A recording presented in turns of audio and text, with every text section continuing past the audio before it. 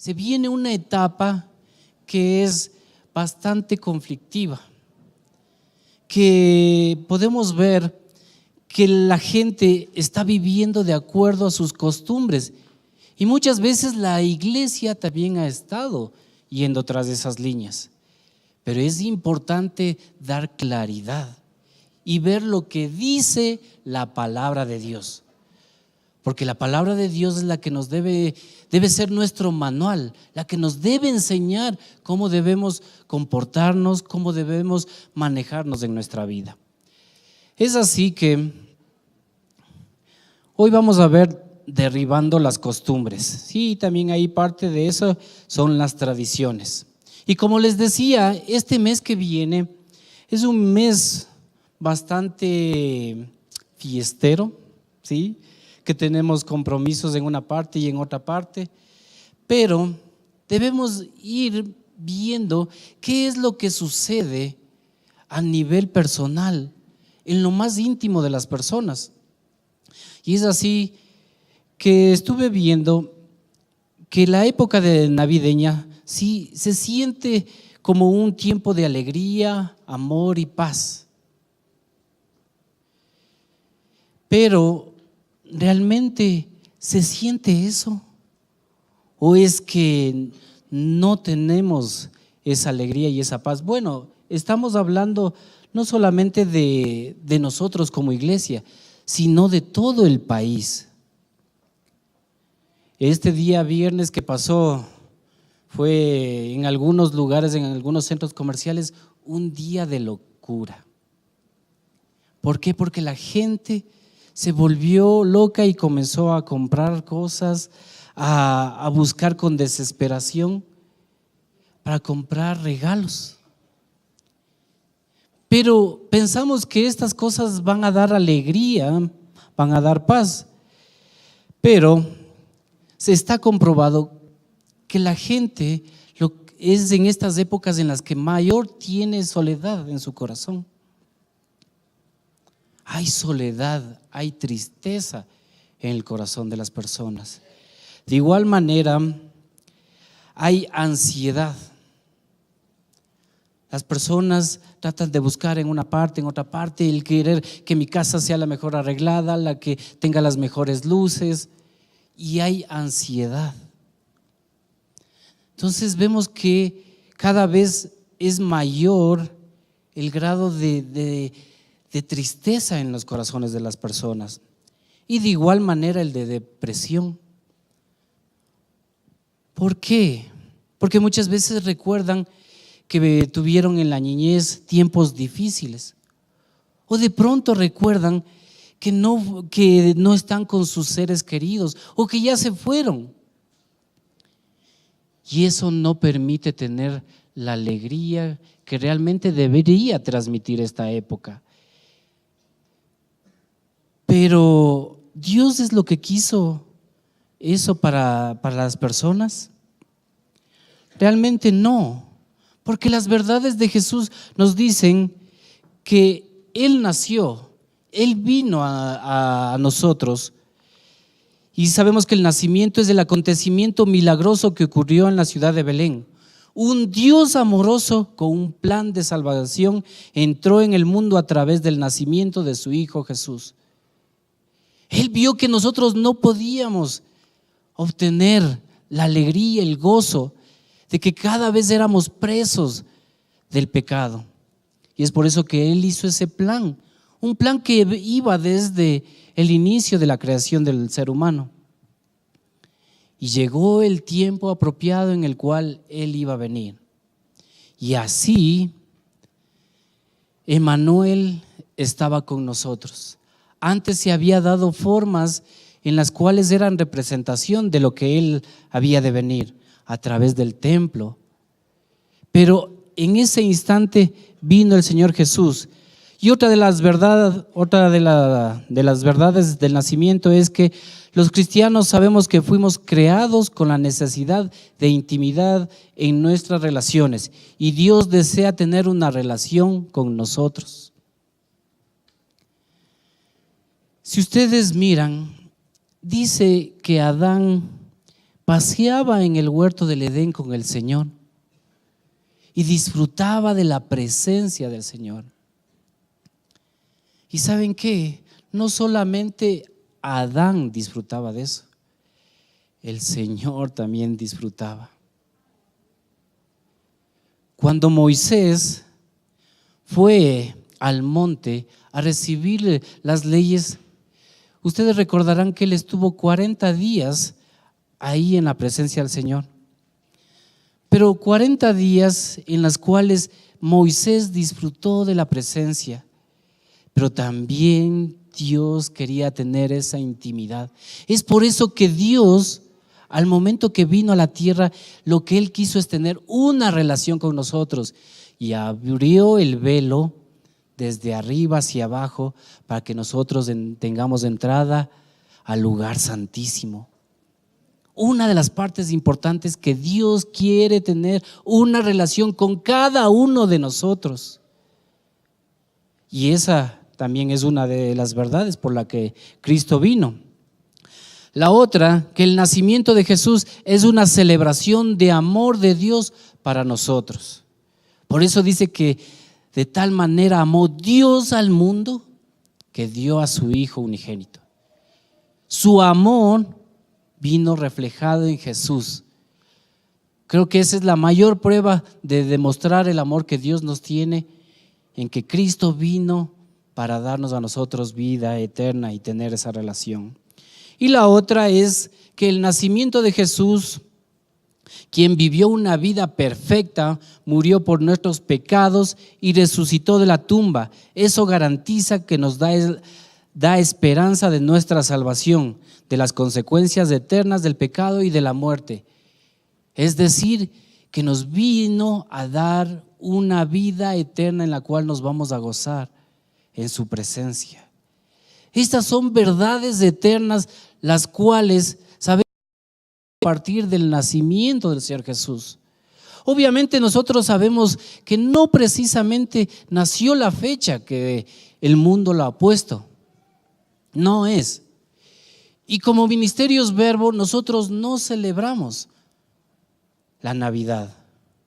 Pero de igual manera es importante dar una claridad de lo que dice la palabra de Dios para nuestras vidas. Y que nosotros no debemos estar tras las mismas costumbres que sigue todo el mundo. Si usted puede ser luz en los momentos en los cuales haya reunión, qué bueno, ese que sea el propósito. Y que Dios le utilice.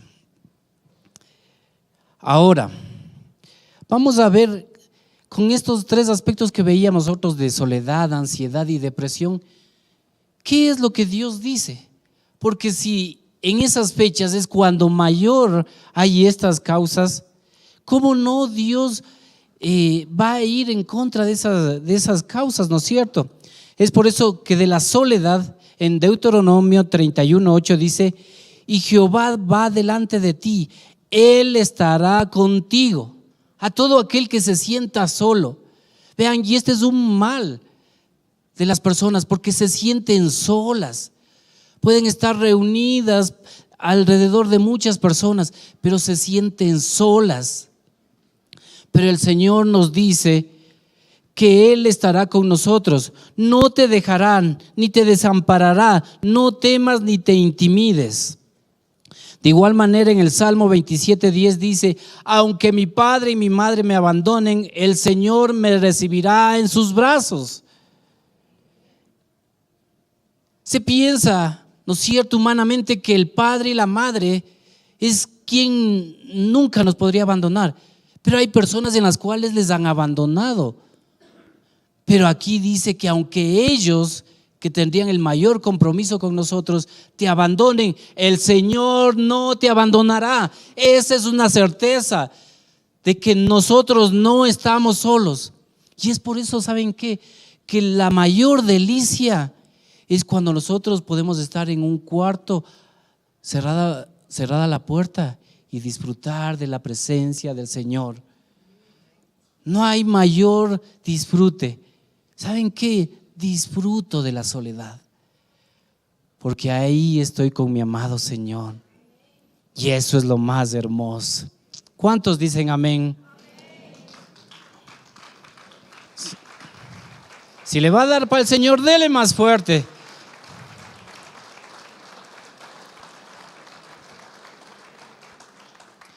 De igual manera dice, y yo estoy con vosotros todos los días hasta el fin del mundo. Cuando Cristo va a entrar a la tierra, le dice el ángel, ¿no es cierto?, que va a ser su nombre, Isaías habla de Emmanuel, Dios con nosotros. El ángel le dijo que le ponga el nombre Jesús, pero Emmanuel significa Dios con nosotros. Eso para nosotros tiene mucha validez, porque significa que Dios va a estar todo un siempre con nosotros. Es por eso que esta promesa les dijo a sus discípulos al momento que Él ascendía a los cielos, que Él iba a estar todos los días con nosotros. Así que no vamos a estar solos. De igual manera, la ansiedad.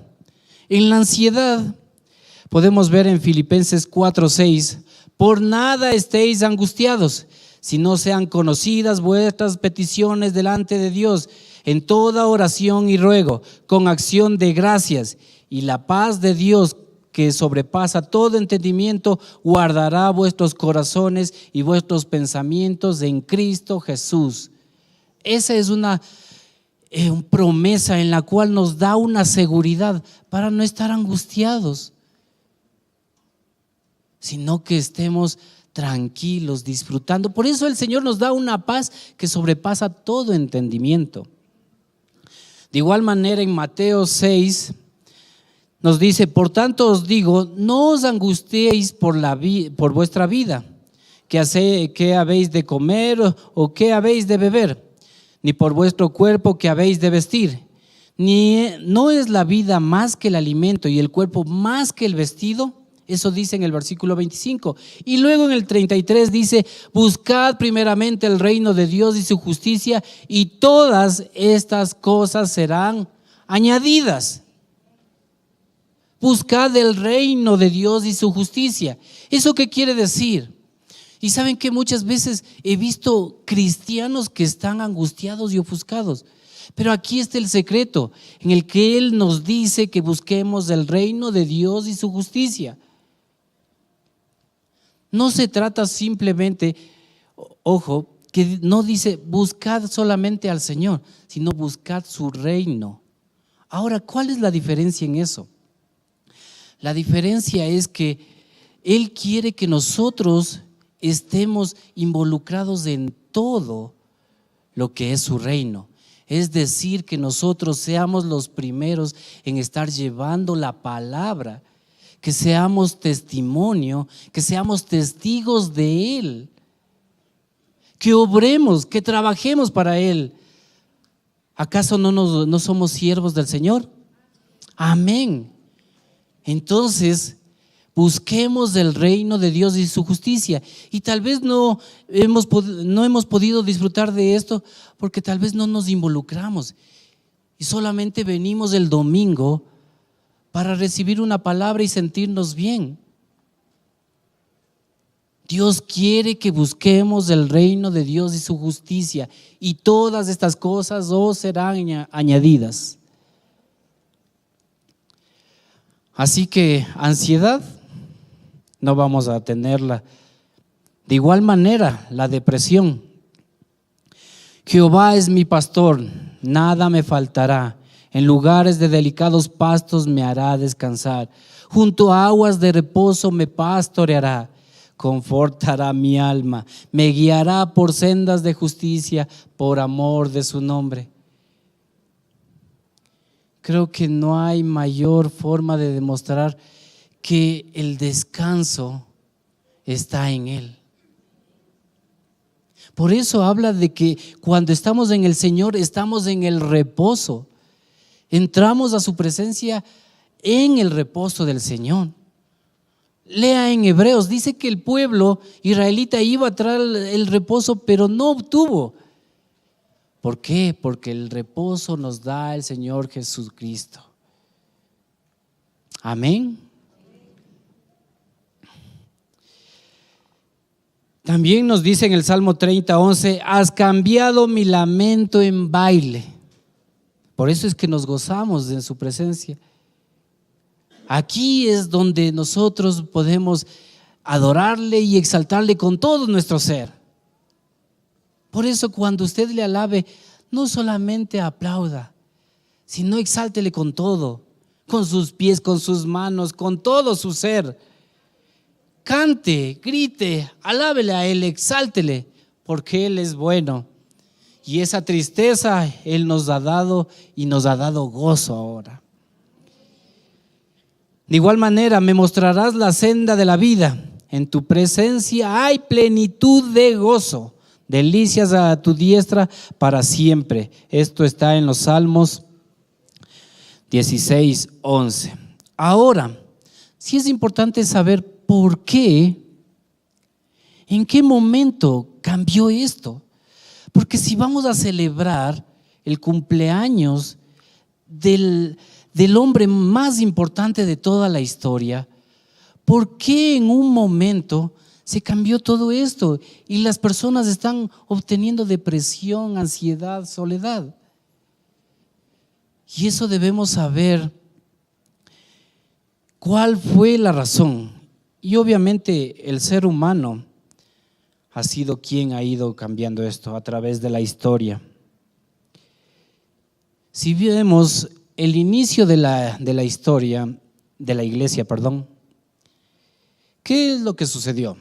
Ustedes sabrán que a través del tiempo el Señor fue y les dejó instaurados ahí a sus discípulos, y ellos eran quienes iban a formar la iglesia.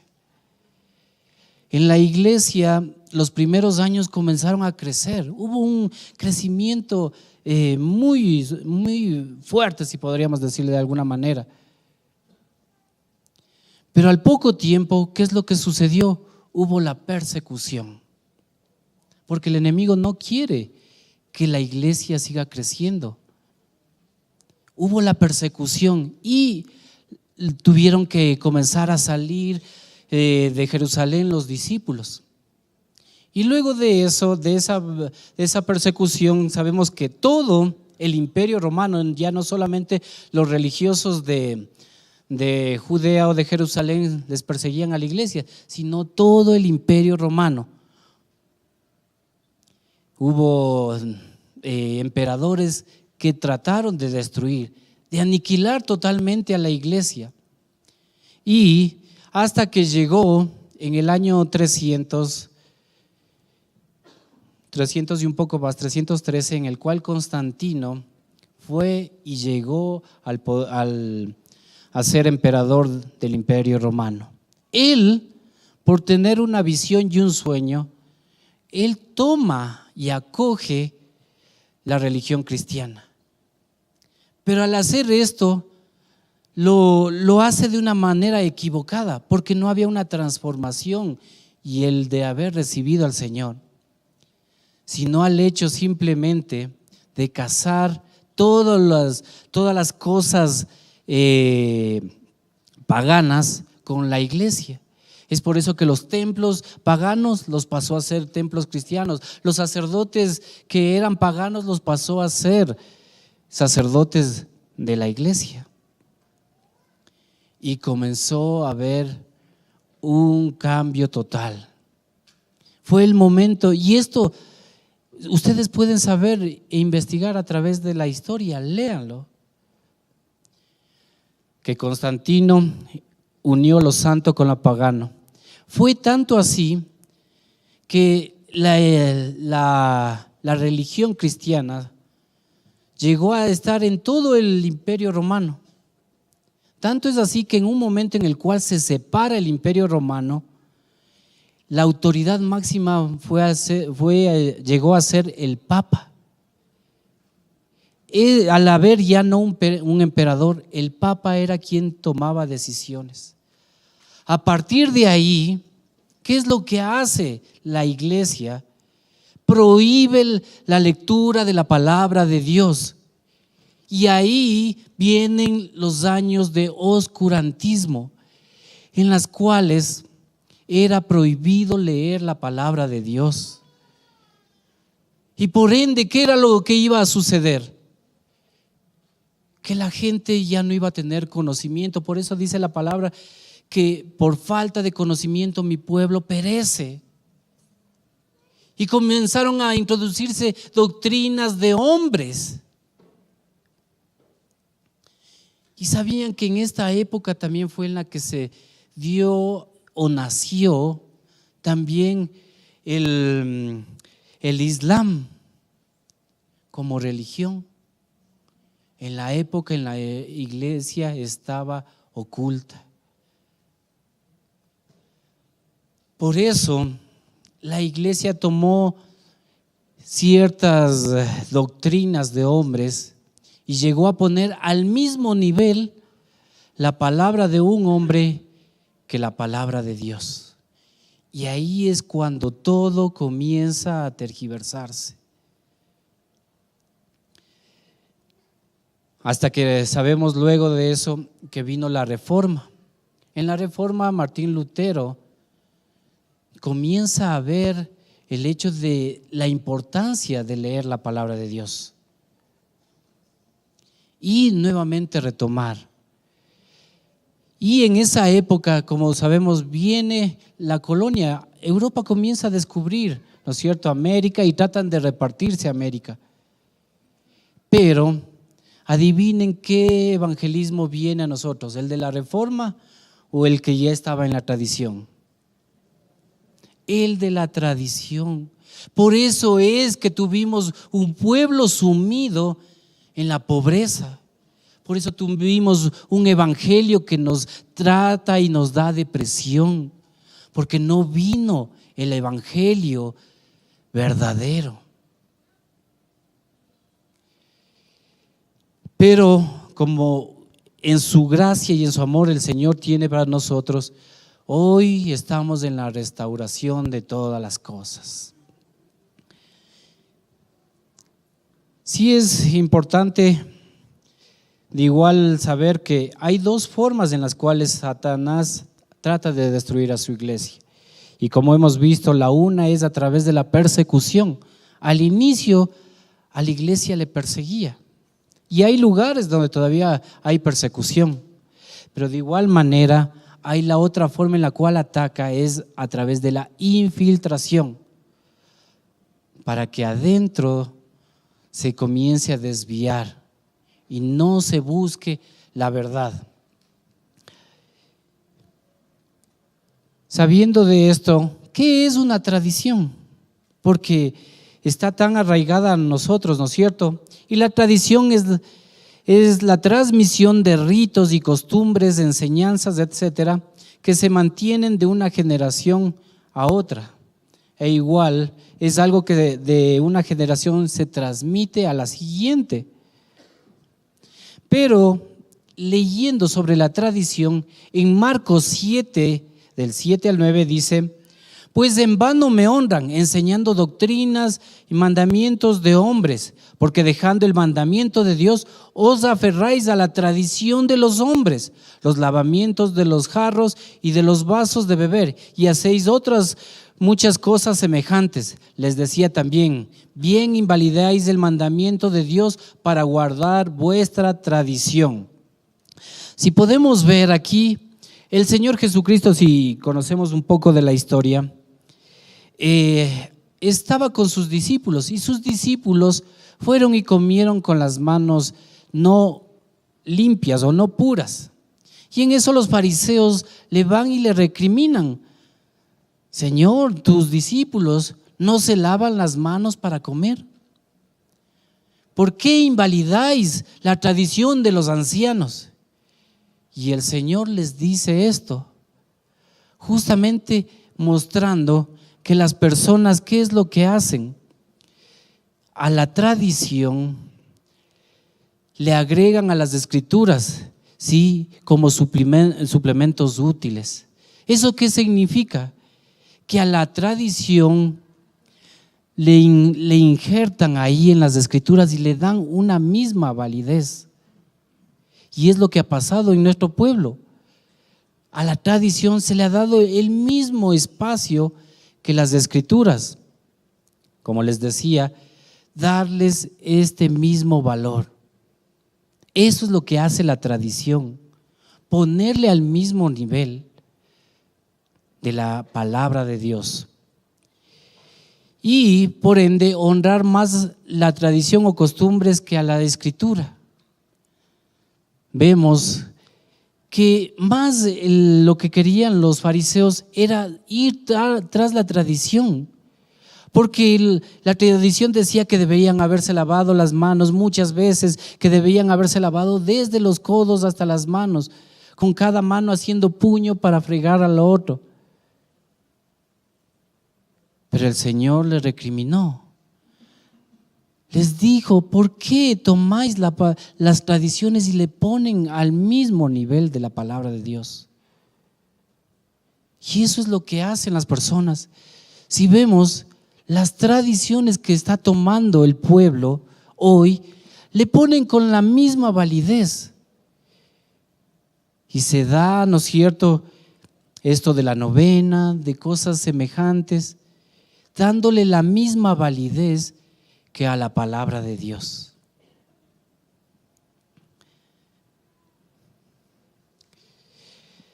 La escritura apunta hacia el interior del hombre, lo que en cambio la tradición apunta hacia lo exterior.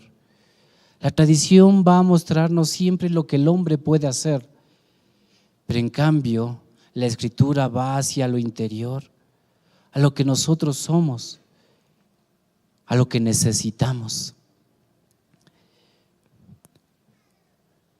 En 2 Corintios 4:4 dice: en los cuales el Dios de este siglo cegó el entendimiento de los incrédulos, para que no les resplandezca la luz del evangelio, de la gloria de Cristo, el cual es la imagen de Dios. Si podemos ver, hay toda una sociedad que está cegada y que está yéndose a un barranco por todas sus tradiciones. Muchas veces la gente no quiere seguirle al Señor porque esa fue la forma en la cual le educaron desde niño. Es que yo nací en tal religión y así me voy a quedar, invalidando lo que Dios quiere para nosotros. Ahora, si podemos ver, hay una historia que me gusta, que es de una mujer justamente religiosa. En Juan 4, del 11 al 14, dice: la mujer le dijo al Señor: no tienes con qué sacarla y el pozo es hondo. ¿De dónde pues tienes agua viva? ¿Acaso eres tú mayor que nuestro padre Jacob, que nos dio este pozo del cual bebieron él, sus hijos y sus ganados? Respondió Jesús y le dijo: cualquiera que bebiera de esta agua volverá a tener sed, mas el que bebiere del agua que yo le daré no tendrá sed jamás, sino que el agua que yo le daré será en él una fuente de agua que salte para vida eterna. ¿Qué es lo que sucedió? El Señor estaba pasando por Samaria y en eso, cansado de este camino, se fue y se sentó junto al pozo. Y en eso llegó una mujer samaritana. Y el Señor le dijo: dame de beber. Y la mujer le dijo: ubícate, ¿no? Tú eres judío, yo soy samaritana. Así que entre judíos y samaritanos no nos tratamos. Pero el Señor, si vemos una forma tan sutil de ir, le dice: si tú supieras quién es el que te pide de beber, tú le pedirías que te dé de beber. ¿Por qué? Porque el Señor tenía un agua viva, una agua en la cual ella iba a ser tocada y cambiada. Y es así como inicia este diálogo. Pero si ustedes se dan cuenta, en las palabras de la mujer, ella era una mujer religiosa. le dice, a ver, Señor, este es el pozo de Jacob. Ella conocía la historia. Ella estaba ahí y mostraba y en un momento hasta le dice, ¿qué eres tú acaso mayor que nuestro padre Jacob? Entonces vemos que ella vivía tras las tradiciones. Pero el Señor, luego la mujer le dice, Señor, me parece que tú eres profeta. Nuestros padres adoraron en este monte y vosotros decís que en Jerusalén es el lugar donde se debe adorar. Si ustedes van y preguntan a las personas, ¿qué hacen en Navidad? Las personas van a decirles, ¿saben qué? Nosotros vamos a adorar a Dios. Y están totalmente convencidas de eso. Y aquí también la mujer le dice, a ver, Señor, nosotros adoramos aquí en este monte. Ahí estaba el monte Gerizim, que fue el lugar donde Moisés fue y les dijo, a ver, quienes quieran seguir al Señor, se pongan de esta parte, y quienes no quieran seguirle, vayan en esta otra parte. Y es así como el pueblo samaritano iba y adoraba en ese monte. Es decir, conocía de la adoración y pensaba que el lugar donde estaba era el lugar correcto de la adoración. Y le hace esta pregunta, a ver, Señor, ¿dónde es donde debemos adorar? ¿En este monte o en el monte de Jerusalén? Es decir, en el monte de Sión, donde estaba el templo. Si vemos todo el trasfondo que había, esta mujer sabía de religión, sabía del Antiguo Testamento. Pero luego de eso, también le dice el Señor, ¿sabes qué? Anda y trae a tu marido. Y ella le dice, no tengo marido. Bien has dicho, le dijo el Señor Jesús, porque 5 maridos has tenido y el que ahora con el que estás no es tu marido. ¿Saben qué? La religión encadena. La religión no da un gozo. Por eso pueden ver que esta mujer tal vez trataba de buscar a alguien que le acompañe, que alguien sea la que llene el vacío que podía tener. Pero ese vacío no era llenado ni por las personas ni por la religión. Y es por eso que el Señor fue a este lugar para tener este encuentro. Al inicio de la historia dice que a Jesús le era necesario pasar por Samaria. Y luego el Señor Jesús le dijo, mujer, créeme que la hora viene cuando ni en este monte ni en Jerusalén adoraréis al Padre. Vosotros adoráis lo que no sabéis, nosotros adoramos lo que sabemos, porque la salvación viene de los judíos. Mas la hora viene y ahora es cuando los verdaderos adoradores adorarán al Padre en espíritu y en verdad, porque también el Padre tales adoradores busca que le adoren. Dios es espíritu y los que le adoran en espíritu y en verdad es necesario que le adoren. Por favor, si puede venir el grupo de alabanza. Esta creo es la mayor cita con respecto a la adoración. Cuando vemos, la mujer pensaba que era un lugar donde se debe adorar. Ella pensaba en el monte de Gerizim o en el monte de Sión. Pero el Señor le muestra y le dice que ya no va a ser necesario ir a un lugar para adorar, ni a otro, sino que aquellos el Padre va a buscar. Es decir, de aquellos, ojo, que dice que los que ya le están adorando. Es por eso que David, que era un adorador, si ustedes leen, dice que Dios buscó a alguien conforme a su corazón. Ahora, los verdaderos adoradores, toda adoración va dirigida al Padre. Pero nos puede mostrar aquí que cómo es la forma. Hay gente que piensa que le adora al Padre, Pero si no se alinea lo que está escrito, no está logrando adorarle genuinamente. ¿Por qué? Porque dice que debemos adorarle en espíritu y en verdad. Ahora, ¿de qué quiere decirnos esto? Al hablar del espíritu, está hablando de nuestro espíritu. Pero para adorar en el espíritu, necesitamos del Espíritu de Dios. Sin Dios, sin el Señor Jesucristo, nuestro espíritu está muerto. Es decir, que nuestro espíritu tiene que estar en comunión con el Espíritu Santo.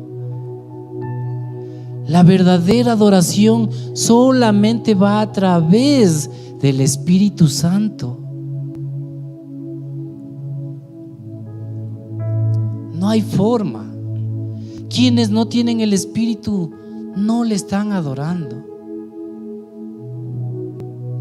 De igual manera dice que en verdad, al hablar de la verdad, dice que el Verbo vino al mundo lleno de gloria, de gracia y de verdad.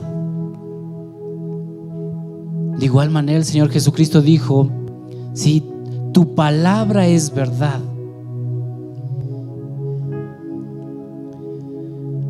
El Señor Jesucristo, Él es la verdad. Por eso dijo: yo soy el camino, la verdad y la vida. Estos dos requisitos necesitamos: adorar en el Espíritu y en la verdad.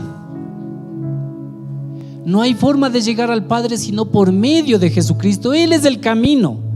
Y no hay forma en la cual nosotros podamos de igual manera adorarle si no estamos con el Espíritu Santo. Saben que muchas veces podemos estar en este mismo lugar, pero podemos estar pensando en miles de cosas, en que tal vez va a jugar mi equipo favorito, o qué iremos a hacer luego de lo que salgamos de aquí, o tal vez estamos con el celular y estamos pendientes y no estamos en comunión con el Espíritu. Por eso dice que hay verdaderos adoradores. Muchas veces nuestra adoración no puede ser verdadera, pero por eso nosotros tenemos que alinearnos a esa verdad, tomarnos a través de Jesucristo y ser guiados por el Espíritu Santo para adorarle. Ahora, esta verdad de que Cristo vino en nosotros debe mostrarnos algo, que nosotros nos debemos gozar en esta época. No por el hecho de que sea la fecha apropiada, sino por el hecho de que nosotros vamos a utilizar eso para nosotros dar esa verdad, para hacer que en nuestra casa comiencen a adorarle verdaderamente. Hace unos años nos invitaban a nosotros siempre a la casa de mis suegros para ir a pasar la Navidad. Pero yo le dije: Señor, estaré haciendo bien, porque antes de eso hacían la novena. Así que había veces en las cuales nos íbamos luego de que se hacía la novena y llegábamos más tarde. Pero un momento el Señor me dijo: ¿sabes qué? No, anda y aproveche ese tiempo. Y es cierto. Fui y comencé a declarar las maravillas del Señor. Comencé a dar esta verdad de que Cristo vino a darnos su vida, sí, pero a darnos libertad, a darnos gozo. Porque antes era un evangelio de que si éramos pobres, eso era bendición. De que si éramos pobrecitos en todo sentido, hasta encadenados, a eso era bendición. No, pero venimos nosotros a dar el evangelio verdadero, y eso tenemos que ser todos nosotros, quienes demos luz y claridad a este mundo. Hay un país por el cual tenemos que orar y pedir. A nosotros nos va a pedir el Señor cuentas de nuestro país. Si nosotros fuimos y testificamos, si nosotros fuimos los que dimos buen testimonio en nuestro trabajo, en nuestra casa, Que seamos conocidos no por tener el mejor árbol, sino por tener la mejor familia que se lleva bien, que tiene al Señor como su Dios. Que eso sea la razón en la cual nosotros somos conocidos en nuestro barrio. Así que es tiempo de alegría y de gozo. Por eso el ángel que se presentó a los pastores les dijo que venía a darles buenas nuevas de gran gozo. Así que nos vamos a gozar en el Señor, y que con ese gozo vayamos y afrontemos y sepamos que Dios nunca nos va a dejar solos. Él ha venido, pero Él ha venido para vivir y quedarse en nuestra vida y en nuestro corazón. Amén. Pongámonos de pie.